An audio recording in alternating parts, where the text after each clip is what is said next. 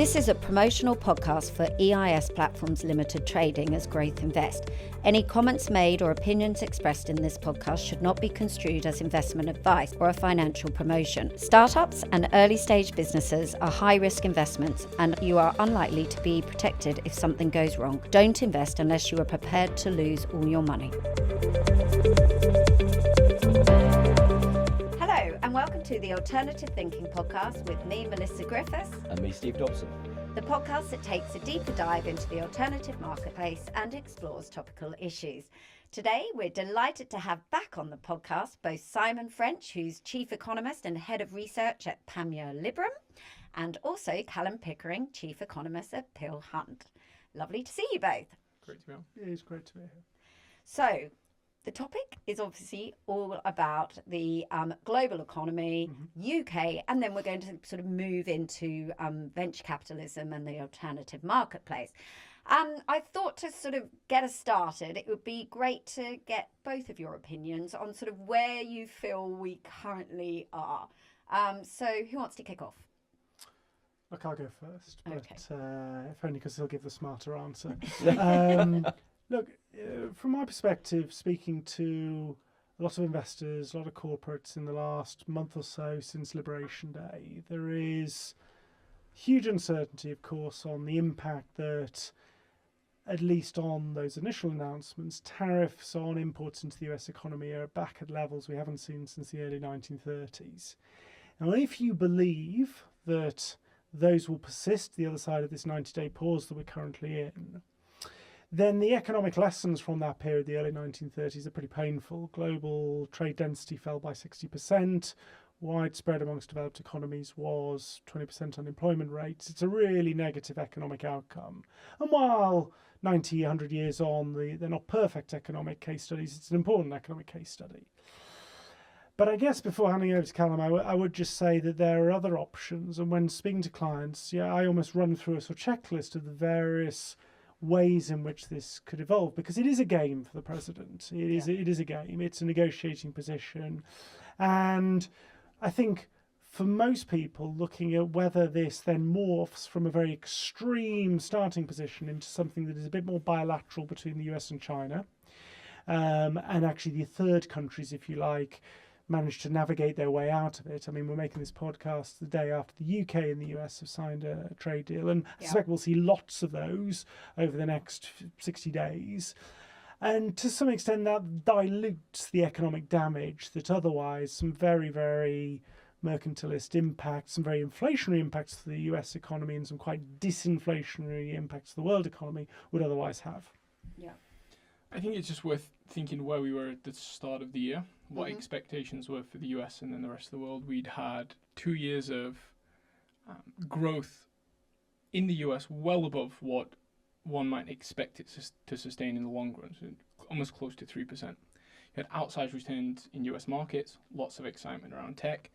And at the start of the year, the working assumption was this would probably continue for another year, that Donald Trump would deregulate, cut taxes, which would be pro-growth, but then the checks and balances in Washington would probably hem him in on trade, which would then make it difficult for other economies, other markets, that although they might benefit from an improving global environment, lower rates, an easing gas shock, stimulus around the world, including in China, that excitement in the US would just keep the distance in market terms. So there's a lot of good news in the price in America. You could say a lot of pessimism in prices elsewhere. A couple of things have happened. First, with tariffs, we've really challenged the notion that on a risk-adjusted basis, the US is the place to be.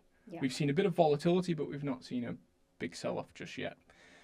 Where I think we're probably heading, and of course a lot depends on how other countries react, is the US will, as we've seen with other, let's call them populist accidents, the economy will muddle through now that markets have stabilized. But what you'll see is those risk-adjusted perceptions will start to narrow between the US and elsewhere. And what's striking for me is, and I like the comparison to the 1930s, but there are a few differences. The first difference is in the 1930s, mostly we were exporting and trading finished goods. So you would make something in a country and then you would send it elsewhere. This is a big impact on consumption. This is a different problem insofar as we trade a lot of unfinished goods. Right? Stuff crosses borders lots of times. So in that sense, the damage could be worse. On the other side of that, we've learned a lot from the 1930s. Notice that other countries have not also turned inwards. We had some initial piecemeal reactions by the EU to the US, China to the US. That's a slightly different story. But most countries have chosen not to reciprocate. In some respects, actually, they've tried to reduce trade barriers. The UK has reduced import tariffs temporarily. We have to deal with India. These are marginal effects, but what it's meant is that policymakers, upon learning the lessons of the past and the mistakes when everyone turned isolationist, almost everyone, without exception, that mattered in the 1930s, this time around, it's America that's principally isolating itself. And that's had two effects. First, it's changed market perceptions, but it's also helped counteract the fears that the economic outlook could be very, very bad, as not just the US goes down this misguided trade path, but then other countries follow. Again, exactly what happens next is anyone's guess. My hunch is the US economy will muddle through. There'll be weakness elsewhere. I don't think we need to worry about recessions. But 6-12 months from now, I think we'll be looking at a world where, at least from a market's perspective, the US no longer looks so attractive. It's not quite as expensive. It's a question of whether or not other countries start to see benefits so soon. Yeah. I guess speaking to clients, as you both do, what's their feel? Because it's so difficult to navigate the space at the moment when decisions are changed day on day with Trump. I mean, and we don't want to focus too much on the US, but it is having a big impact globally. So we both have the privilege of speaking to two sets of clients, really, the institutional clients and the corporate clients. Yeah. Very, very different focuses in my view, and it'd be interesting whether Kallum's having the same, we often do have similar conversations. From the institutional side, I would say there's a huge amount of focus on the US dollar. Kallum alluded to this in terms of US exceptionalism has been not just driven by earnings growth, but also a 12, 13-year bull market in the US dollar, not in a straight line, but that, of course, has made owning US assets more attractive in constant currency terms. And the degree to which, and Kallum's right to pick me up on the 1930s not being a perfect parallel, but maybe better parallels, at least for institutional investors, is looking at 1971 when the US left the gold standard. Richard Nixon put 10% ad valorem tariffs on all imports into the US economy. That has certain echoes. And trade-weighted dollar fell over the next 4 years by about 30%. And then 85, when the Plaza Accord, a much more multilateral agreement to weaken the dollar, but a much bigger weakness of the dollar, about 45% reduction on a trade-weighted basis. I think for the investor community, institutional investors who are positioned really as a legacy of that strong dollar, that rotation could be incredibly painful and therefore real nervousness on whether that is a trend that will persist. The corporates are much more looking for a framework to think about the impact on the real economy. And my opening answer in terms of thinking about the most painful example also should be tempered by the fact that the other end of the distribution of the options I run through with my corporates is that this triggers a whole new era of fairer trade. I mean, if you had Donald Trump here, or if you had Peter Navarro or J.D. Vance or any of the economic team of the White House, they would say, look, what we're trying to do here is use perhaps our exorbitant political leverage to encourage other countries to have more free-floating currencies. If you think of some of the currencies that have managed down their currencies and given themselves more favourable terms of trade, but also lower some of the tariff barriers that block US companies exporting into those markets. And that's the other end of the distribution, that perhaps we're all focusing on the certainly unusual way that Donald Trump has gone about this. And we're missing actually that, and this is where Wall Street's really interesting, and people who run large amounts of money in the US have a lot of sympathy. Donald Trump and the Trump team have diagnosed the problem pretty well. They just don't quite like the way he's going about doing it. But still, let's tack back during the election campaign to the fact that some very well-respected Wall Street financiers come out speaking positively about Trump and him identifying the problem of a persistent trade deficit and what that generates to economic and social cohesion in the US. And that maybe one of those, it's not my central case, but one of the outcomes is we do see some of those currencies, and you can see the movement in the Taiwanese currency actually in the last week, potentially a stronger euro, taking away perhaps the terms of trade advantage that other countries have had, that the US feels it's been penalised by, and therefore the leverage is unwinding those positions. I think that's right. From a corporate point of view, it's the real economy stuff. How can central banks react? If central banks can react in the case of the US, I think probably the answer is yes. Where do currencies move? How do supply chains adjust? How uncertain is the environment for investment? How might consumers react faced with uncertainty? When it comes to this idea of freer and fairer trade, you have to give the devil his due when it comes to Donald Trump. Like, the World Trade Organization, which is roughly to say that the rules that govern how countries set about trade negotiations, worked extremely well for a long time, but then over the past few years has disadvantaged countries that have stuck to the rules and has allowed countries to break rules. And so by dissolving this, what you create is, well, what you destroy is a rules-based order, which potentially, well, again, depends which way you look at it. This can be a good thing, it can be a bad thing.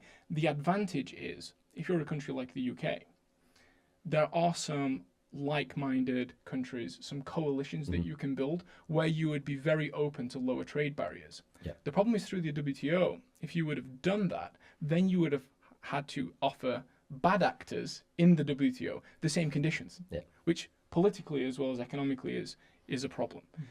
When it comes to the market side, I think the dollar's really, really interesting here. So it's a totally lazy economist view. Currencies reflect flows of funds across borders, which is to say, if the dollar is appreciating on a trade-weighted basis and inflation adjusted, money is flowing into the US.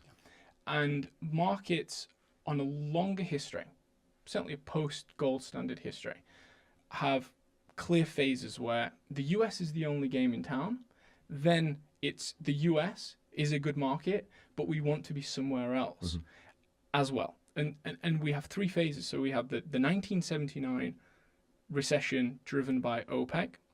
Then through Reagan, through deregulation, through hydrocarbon exploration, you get this strong US recovery. You get a very strong dollar reflecting money pouring into the US. The dollar then peaks in the middle of the 80s. Through the late 80s, the dollar weakens. Other parts of the world look very attractive, do well, whether it's Big Bang in the UK, the Thatcher reforms. The US is still doing well, but the dollar is weakening, reflecting this repositioning. That lasts until the early 90s, when the dollar reaches a cyclical low point. Then through the 90s until the 2000s, you have the excitement over tech.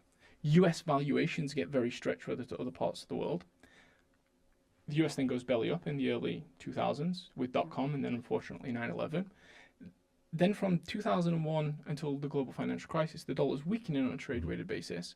The US is doing well. It has the housing boom, the banks do well, but EM, peripheral Europe, the UK does well until 2010.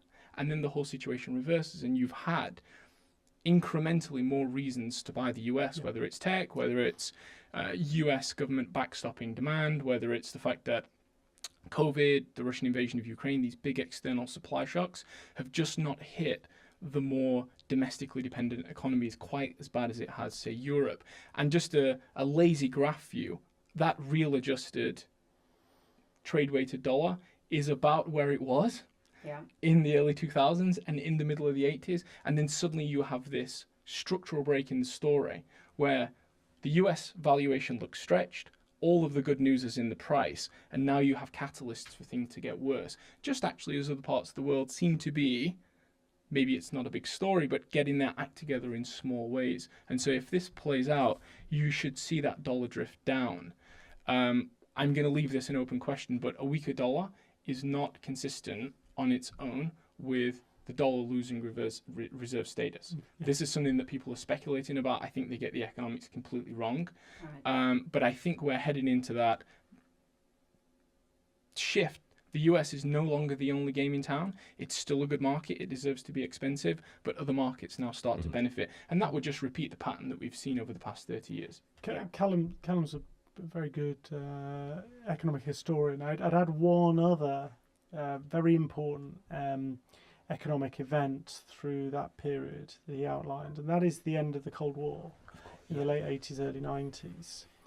And one of the reasons why that post-GFC US exceptionalism has been so long-lasting has been the exceptionalism of US technology. And I think there is a fundamental misunderstanding of where that lineage has come from. Most of the technology which has been commercialized and consumerized began as a Department of Defense budget to enable the US to get military hegemony over the Soviets. And to some extent, if we are in an inflection point for markets, if we're in an inflection point for where investors want to put their capital, the fact that this appears to be 35 years on now, the moment where the Europeans go, we have to take account for our own, or we have to be responsible for our own defence. There will, with a considerable lag, this is not a short-term evolution, the very investment and additional investment the Europeans are going to have to make in the military realm through research and development should, in my view, start to give the European area a relevant tech sector which has been so attractive for investors. And that grand bargain that the US will defend the European eastern flank, and in return, actually, we will export our capital and buy US consumer tech.